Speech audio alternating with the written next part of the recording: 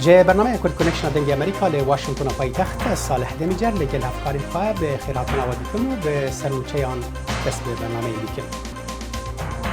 پولیسین که جورج فلوید دناب دست وان دمری راستی تاوانباری نو دبن. خۆپیشاندانên ئەمریکا مەترسیە بەڵاوبوونا ڤیرۆسا کۆرۆنایê careke din derdixe pêş. Vîrosa Koronayê bandorê dide ser seyrangehên buhara bajarê Wanê.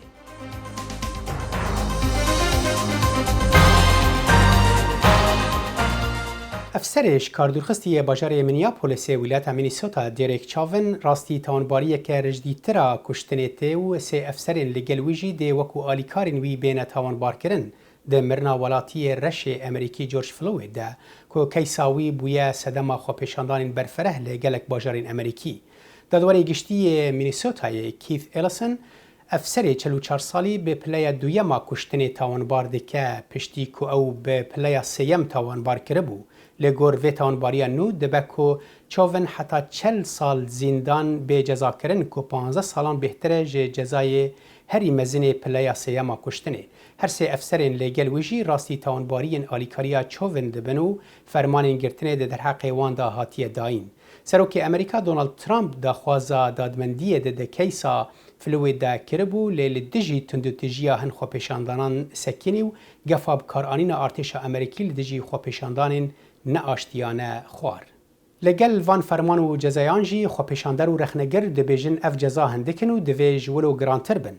Di demekê de ku di gelek xwepêşandanan de tundûtijî derketin pêş, grupeka çalakvanên bajarê Êriyê wilayeta Pennsylvaniayê dixwaze xwepêşandanan bi awakî aştiyane li bajarê xwe berdewam bike. Çalakvan Adrian Ewing dibêje gelek guhertin bi riya xwepêşandanên aştiyane dibin. Ew li gel hevkara min hîro zengene axivî. Adrian وەکو بەشداربوویەکی ئەم خۆپیشاندانانەی ئەمریکا لە شاری ئیری پێنسیلڤانیای جەنابەت وە لەوێ هەوڵ ئەدەی کە خۆپیشاندانەکان بە ئاشتی بەڕێوە بچێت. باشە تۆ چۆن دەتوانی خەڵکەکە وا لێ بکەی کە ئەم خۆپیشاندانانە بە ئاشتی بکەن؟ بە چ ڕێگایەک ئەم کارە دەکەی؟ ئەوەی دەبێت بیزانیدەوەی هەر جارێک کە دەڕۆیت بۆ خۆپیشاندانێکی ئاشتیانە بە تایبەتی هۆکارێکی لەو جۆرەی ئێستا کە بەهۆی مردنی پیاوێکی بێتاوانەوە تووڕێی لە نێو خەڵکەکەدا زۆر زۆرە و پێویستە تۆ وەکو چالاکوانێک یان یەشێک لە ڕێخەرەکان لەوە تێبگەیت کە خەڵکەکە تووڕەیە دڵیان پڕە دەبێت لەگەڵیان دابیت تا بتوانیت هەستەکانیان بە عقارێکی پۆزتیڤانەدا ببیت. بۆ نمونە لەوانەیە کەسێک بێت شتێک بکێشێت بۆ ئۆتۆمبیلێکدا تۆ لەو کاتەدا دەبێت باوەشی پیادا بکەیت و پێی بڵێت براکەم با بڕۆینە ئەولاوە و پێکەوە دروشم بڵینەوە. جا ئەوەی بە تۆ ئەکرێت ئەوەیە کە لە هەموو ئەو کاتەی خۆپیشاندانێکی ئارامدا بتوانیت چاودێری ئەو شتانە بکەیت کە نەتەوێت ڕووبدەن و لەو شتە نێگەتیڤانە دوور بکەوینەوە. ئادریان ڕاستە زۆر کەس دەڵێن دەبێت ئەم خۆپیشاندانانە بە شێوێکی ئاشتیانە بێت وەکو تۆ بیرەکەنەوە کە بە شێوێکی ئاشتیانە بێت، بەڵام لەگەڵ ئەوەشدا هەندێک لە ئەمریکایی ئەفریقایەکان یاخود بڵێن ڕەشپێستەکان دەڵێن لە مێژە خۆپیشاندانی ئاشتیانەکەن بەڵام هیچیان نەگۆڕیوە نەیانتوانیەوە هیچ بگۆڕدرێن. ئەوان دەڵێن بە خۆپیشاندانی ئاشتیانە هیچ ناگۆڕدرێ. لەسەر ئەمە ئەڵێ چی؟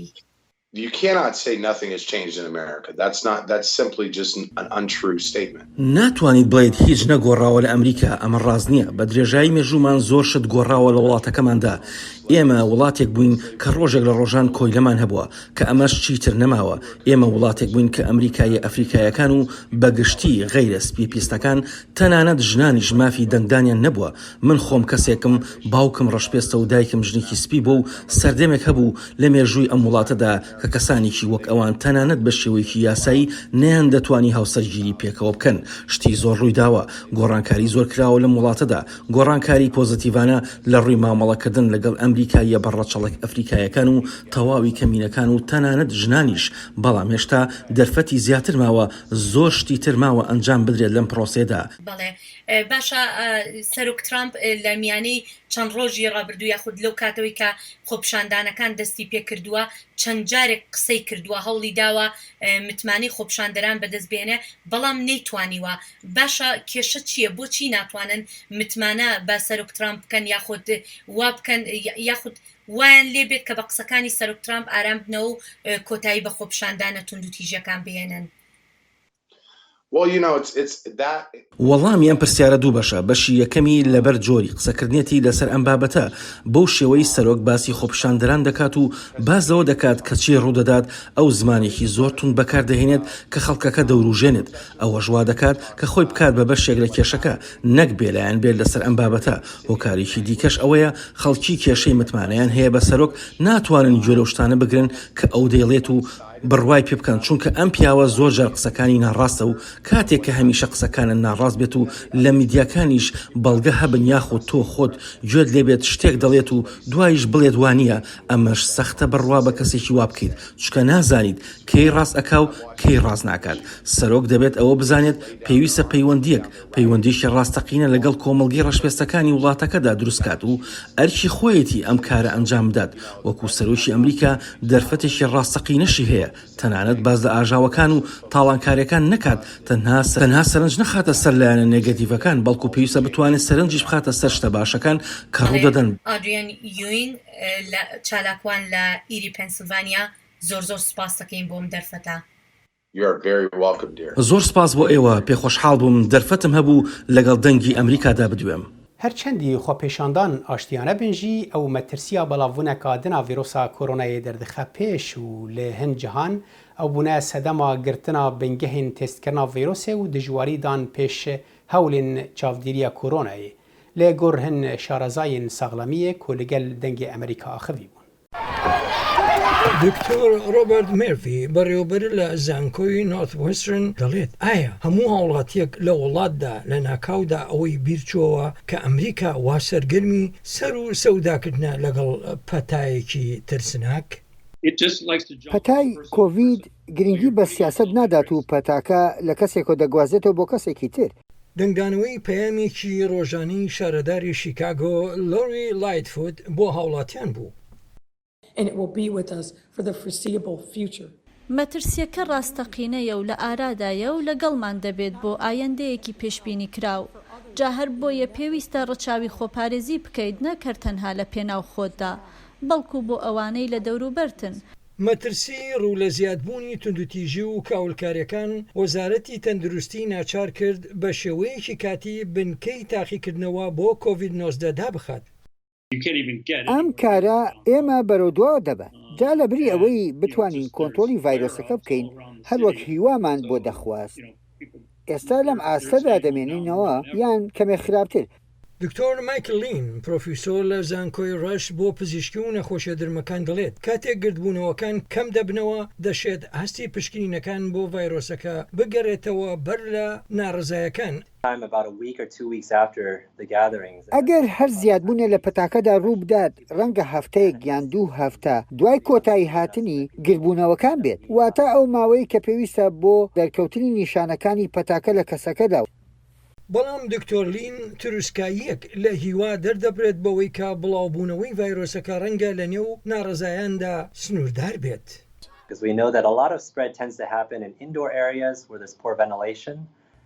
لە دەرەوە بیت لە بری ئەوەی لە ماڵەوە بیت شتێکە لە ڕوانگەی کۆنتڕۆلکردنی پەتاکەوە لای ئێمە باشترە.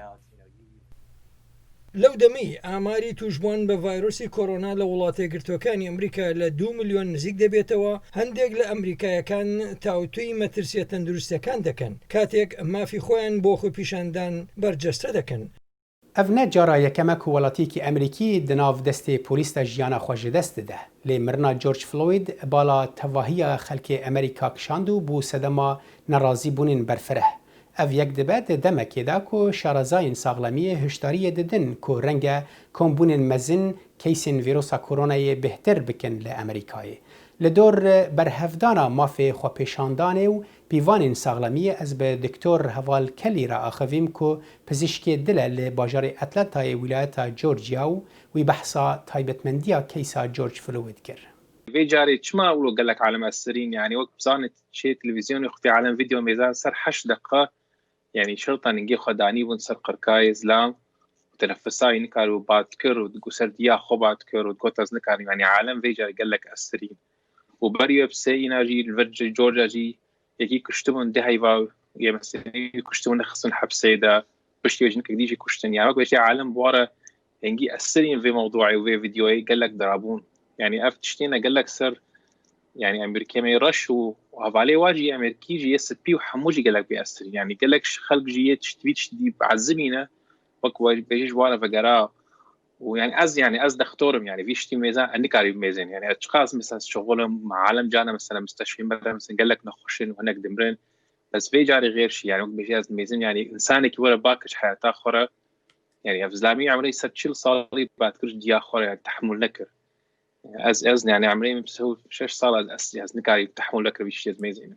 بله دكتور لانی بهتر بحث نجات پرستی یعنی عنصریت ذی کیسه هاندا بتاواکی تایبت به اوی چقدر راستیه که لسر عده یعنی رنگ هنک آرگومنتا وان او بکو او پلیس دوی دستلاتا بجر هیزا یاسای امریکی این ونراتیا ویدی که دوی و یاسای جیبینه تطبیق بکه یعنی چقدر مثلا عنصریت نجات پرستی ذی کیسه دا دیاره يعني نظام نوع عنصري بيت معناتها عنصرية يعني تشتك لأمريكا في شيء صار ولا شيء بوا قال لك شبابي رش بدنا تستي بوليس الدمرن وتشتهي خراب ترجي قال لك جواش شو طناك بالحبس ده يعني مثلا يا براءة دستين يا مثلا واد مثلا جنس هيبا واد دخل مثلا سروك بيجي والشغل در تخينن يا بتشتينا قال لك سر شيء أمريكي أسرين وأمجي كرمان جم فيش لأنه بيحسن يعني خمس ميزين أم شعبك هنا ام عنصرية دائما تشيبون كشتن دافد شما انهم كرمانجن افجي فيتش تي برشار ولا تشيبون مثلا شيء امريكي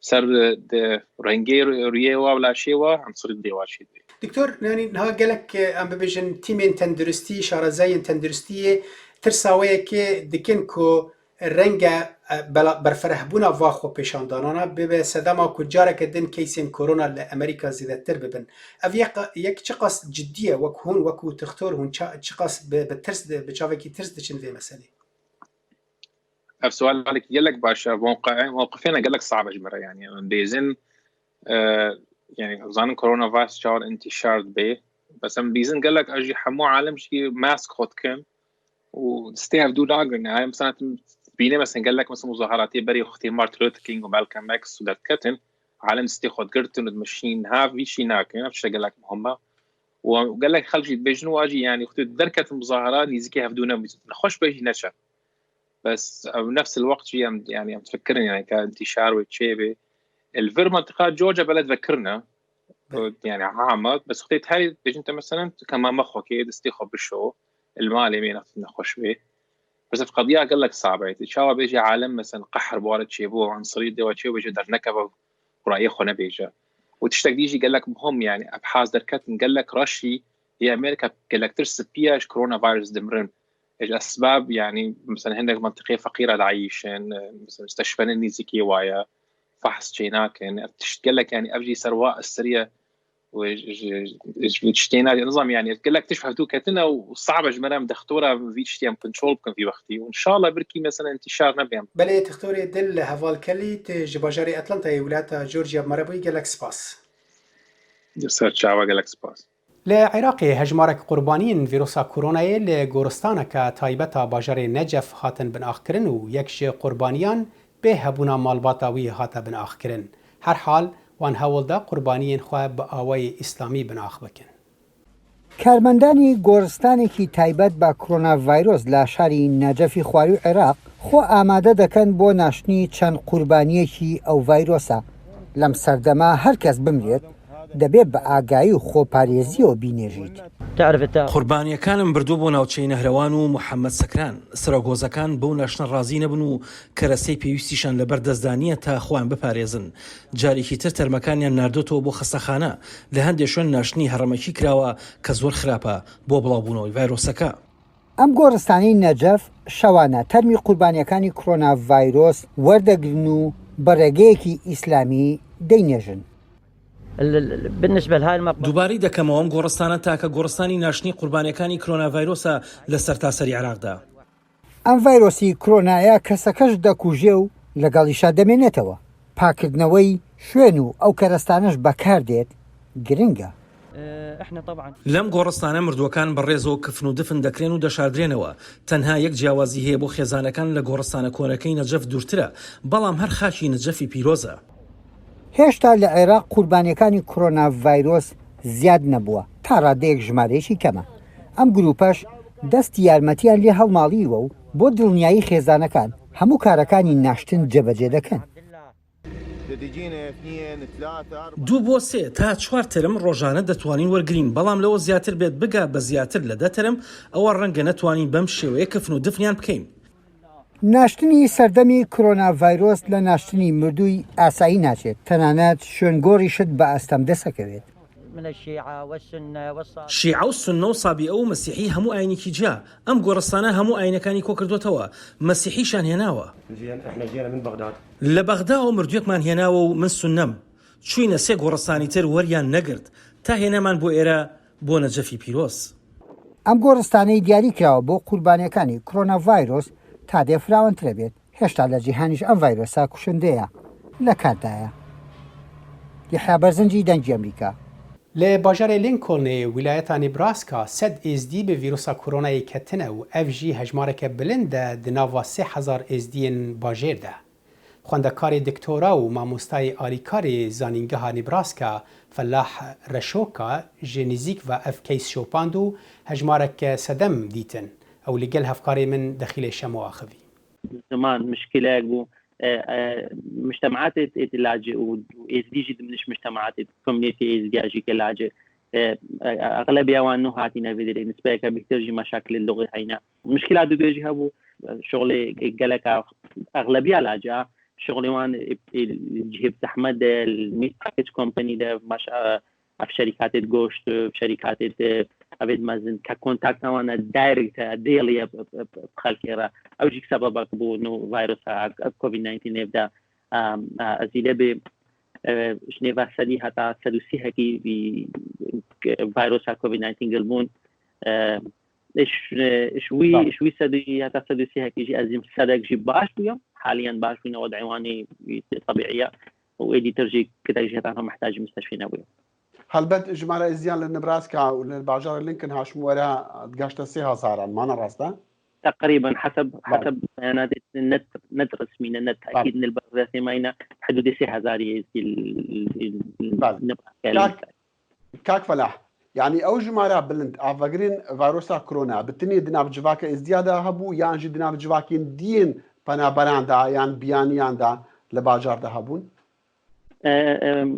حسب نتائج البحث ما او قريب الجامعه نبراسكا فيروس كورونا براسي قالك الشائعه للمجتمعات اللاجئه همواده كان من ضمن وان از دي كاتش مجتمعات اللاتينوس جروب العربي جاليه كورديال فيدريجي مجموعه كان مثل الفيدري هاي الولايات نبراسكا حكى مقارنه مجتمعات وقت لاجئ مجتمع امريكي يمكن افكار بيجي تقريبا مش حتى هفتي وبين جسدي شيل فيروس كورونا قاعدين مش مجتمعات اللاجئ او شيء وقع اسباب ما ذكران هناك اسباب هەلبەت هەمان سەبەب هەمان سەدەمی نوێ هەبوون من دخواست ژتە بپرسم کاک فەلاح مەسەلا چارەسەری و وەریتنا ڤاکسینی بە وەکو تو ئاگادار و لە زانکۆیەکی دخوینی و کاریوا بە ینی ئاگاداری vê çandîna gihaya ku derî û çi hîvî heye heta çendî hîvî heye li demekî zû vaksîn bêdîtin فاكسينا فيروس كورونا براسيل شغل الجامعه مدرسه اليو ان ام سي يونيفرسيتي نبراسكا ميديكال سنتر او فاكسين جي قشت مرحله قالك باش وام قالك وقت اوبتيميزم ام قالك متفائلا انه اف لقاح باش في وقت زاني مرحله وقت شيكرنا انتاجها لقاح شهر مرحلين مرحله بريكا وقت انتي بدي لقاح بين كا جسمك مضاد شيتني نفسه فيروس شيتنا جسم انسان ده شاغي فيروس كبد جسم زعماده او انتي بدي بيجي في جسمك هات استجابه مناعه زعما شيء بس خطوه بري باس كرينا خطوات ديال جسم حيوانك وقت تجربين كسايد افكت ويتشينا كهانك ضغط تشتكل بالشنابه فشتي مرحله دي صار مروف تجربين او جيك تقريبا شيس مروفي او كان شيس لامي صار او كان في مرحله حاليا الملوي مرحله دينا صار شيس مروفي ازمش يكي هي باشش داش بنجي هي باشش هي بابت وده سبيكن المرحله الاساسيه ومرحله هرمهم ترتريا اغلبيه فيروسا اغلبيه فاكسينا الفي فتري ده الفي مرحله الاساسيه فعاليه واخويا من ابجي قصه انساني جرماندن الخلاله في فتري ده خلا ابي سي في بابي تقريبا هي ذهب ومتابعك انت شو سايد افكت دوين او كاري زعما نبراسكا ديكا هەفکاریە دیگەل دەستگەهین دیێن کو لەسەر دوتینا ڤایرۆسا کار دەکەن یانژی کارێ خۆ لە حاڵی خۆ دەکەن زانکۆ جامعة نبراسكا في بحثي شركة وفي فاكسين أوتكات تحت إشراف ناشونال انستيتيوت اوف هيلث أو من NIH ودايركتوري ويجي دكتور أنطونيو فوجيا مشهور الأمريكا السلبي بابتي وجامعة أمريكا مشتركة بجامعة نبراسكا مشتركة مجموعة كجامعة دي سلبي فاكسين شغل. بالي بريز فلاح رشوكا مع مستوى علي كار لزانكوا نبراسكا لباجار لينكن جالك سباس. روزنامه‌وان سوری یاکین بیدو کو یا کو دناوا جواکا خویا محافظ کار دا کاریبو کاری روزنامه‌گری دنافچه که شرده بکه خلاطا هاندری روزنامه‌گری جری خستنا ناونتویا مدیا جنان ورگرت برفرهی دوی راپورته ده. بەنرخترین دارایی یاکین بیدۆ کامێرا بچووکەکەیەتی کە فیلم و ڤیدیۆی پێ هەڵدەگرێتەوە. بیدۆ ڕۆژنامەوانی خەڵکی سووریا بەم دوایانە بوو بە براوەی خەڵاتی بوێری لە ڕۆژنامەگەریدا لەلایەن دامەزراوەی نێودەوڵەتی میدیای ژنانەوە. ئەم ڕۆژنامەوانە تەمەن 26 ساڵە دەڵێت کە هەستی کردووە ناچارە پاشماوەی هێرشە ئاسمانیەکان بۆ سەر شارەکەی واتە ئیدلیب تۆمار بکات. ئەم خەڵاتە هاندێکی پۆزیتیڤ بوو بۆ من ڕاستەکی چاوەڕێنە بۆم خەڵات بکرێم و هەروەها من بۆ خەڵات کارم نەکردووە بەڵام ئەمە خۆی هاندێکیە کەوا دەکات بەردەوام بیت لە کارەکەتدا و هەست دەکەیت کەسانێک هەن کە کارەکەت دەبینن و ڕێزی لێ دەگرن. بیدۆ دەڵێت کە ڕۆماڵکردنی شەڕ لە سووریا وەک پیشەیەکی پیاوانە سیرکراوە بەڵام ئەو ئامادە نەبوو کارەکەی بوەستێنێت و بەردەوام بوو لە کاری ڕۆژنامەوانیەکەیدا. بە گوێرەی ئەو دامەزراوەی خەڵاتەکەی پێبەخشیوە بیدۆ یەکەم ژنە کە توانیوێتی لەم ناوچەیەدا ڕۆماڵی هەواڵەکانی شەڕ بکات. من بیرم دێت لە میانەی زۆرێ لە کوشتارەکاندا لە نەخۆشخانەیەک داوەستا بووم بێ ئەوەی بتوانم فیلم و ڤیدیۆ هەڵگرمەوە لە کاتێکدا کە دەشمزانی دەبێت دیمەنەکان ببیندرێن و بڵاو ببنەوە. نەم دەتوانی بگریم یان هێزی ئەوەم نەبوو کامێراکەم بەدەستەوە بگرم ویان تەنانەت دڵی هەندێ لەوانە بدەمەوە کە لە بەردەم ماوەستا بوون.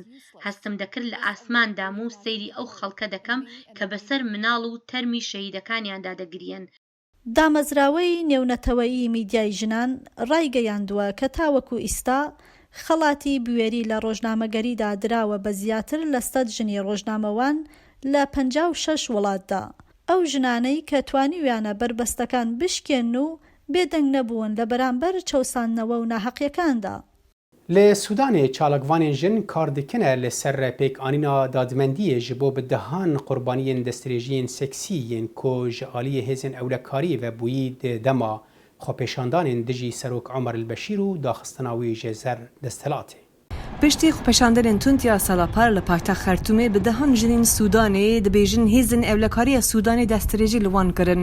Qurbaniya jinên destdirêjî dibêjin di dema xwepeşandanên li dijî desthilatdariya Omer el-Beşîr hêzên evlekariyê êrişî li wan kiriye. Maya da yek ji wan jinanek û destdirêjî li vê hate kirin. Di hêpêvînekî ya meha yekê de maya da bi 6 mehan cucaniyê cêviyan e. Di meha adarê de keçekî aniyê dinê li kurê wî di zikê wê de miriye. Ev nikariye xwedê li keça xwe derkeve wê biriye sevîxaneyê. هفته دو جاره سردانا کچه خودکه و پر حزکه لی اف دبیجه ترامایا و جدستریجی پر کوره کجانا و بهشت هیله. رجال شاغلون بيشغلوا فيني وماشي أنا مطمئن. ويشافي از دیگر یام او دپش من دهاتن و خبر دو گوتن لی من گای خون ندایه. دما کو از گشتی مجه کی واتشتک هفته سر و چاوین من و من هاش خونه ما هر وکو از مریم و پاشی دست درجی لمن کر. بدهان جنین سودانی ده سال 2019 ده ده سیسی مها حزیرانی ده ده ناو 3 ساعتان ده راستی دستریجیا هیزن اولکاری سودانی هاتنه. ده دم ایریشن هیزن اولکاری سودانی ده هری کیمی 87 کس هاتنه کشتن لدوزگر ایداین دستریجی تجاری قبول نکریه. لی چاوکوانین جن همه قربانیین دستریجی تثبیت دکن و دبیجن. لشکریا سودانی کمپینا دستریجی بکار آنیه که خپشاندانین بو دموکراسی بن ببکه. الاعتصام كان جزء من العمل الممنهج العنف الممنهج اللي تم في ميدان الاعتصام في فضل دستریجی وکی تکتیکه که هات بکار اینان د خپشاندانین سودان دا کشتن لخستن و دستریجی پارچه کا تندوتیجیه بو. Rêvebera navenda trameya zanîngeha Ehwat dibêje ev herî kêmî 64 qurbaniyên destdirêjî tespît kirine. Rêxistina pizîşkên Sudanê dibêjin hejmara qurbaniyên destdirêjî ji vê hejmaran zêdetir e. Lê jin behsa destdirêjî nakin ji ber ku şerm dikin û ditirsin. Buhar bi gulû kulîkên xwe yên rengîn li her cihekî xweş e, lê ya derdora gola Wanê taybet e û buhara bajarokê gevaş bala rûniştvan û serdanaran dikişîne. Lê îsal ji ber vîrusa koronayê tenê gundî ji bo berevkirina pincarê diçin van herêman. Pemnêrê me li Wanê agahiyên bêhtir hene. Buhara rengîn derdorê behra Wanê mîna her sal xemilandiye û bi hemû bedewiya xwe niştecihên herêmê hembez dike. Di nava vê ciwaniyê da bajarokê Westanê an ku gewa Şewanê bi kendavên biçûk balê dikeşe ser xwe û her sal hejmarek rûnişvan serdana vê derê dikin.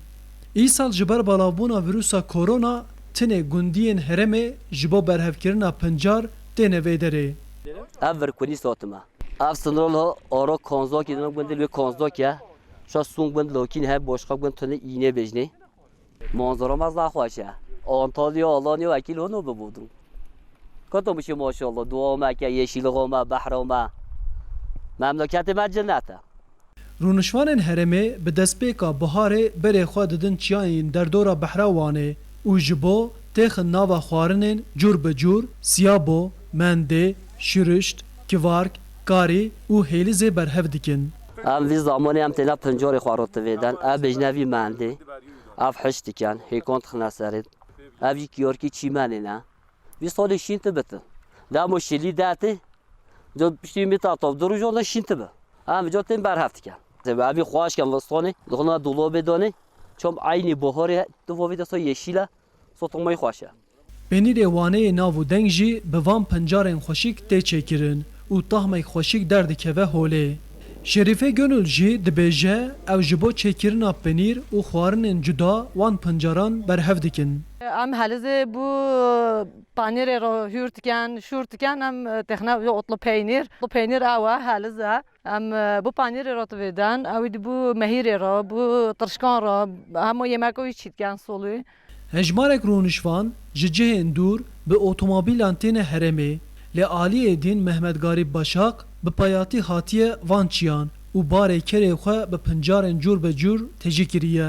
Başak got ku ew her tim ji bo berhevkirina pincar tê van deran. Wallah em birkine xwe hetin hol hone. Wallah helize, mendiye, şirişte. Em tixine odanê da tiyana ra sebo ji Westanê hişt dikin, helizê hişt dikin, sebo çorba morba. Her sal hejmarek zêde rûnişvan ji bo seyranê têne vê herêmê. Carnan di konan da rojan dimînin. Rûnişvanê gundê Înê, Başak ji geştiyaran xwast ku jingehê qirêj nekin.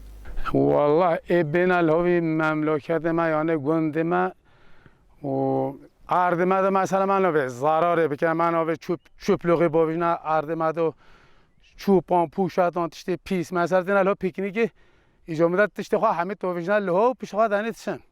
Gele tiştê wisa naçêbin. Behra Wanê bi bedewiya xwe çiyayên derdorê jî bi heybeta xwe li benda heskiriyên jingehê ne. Arif Aslan, Dengê Amerîka, Wan. Li vir Record Connectiona îro bi dawî tê bimînin di nav xêr û xweşiyê de.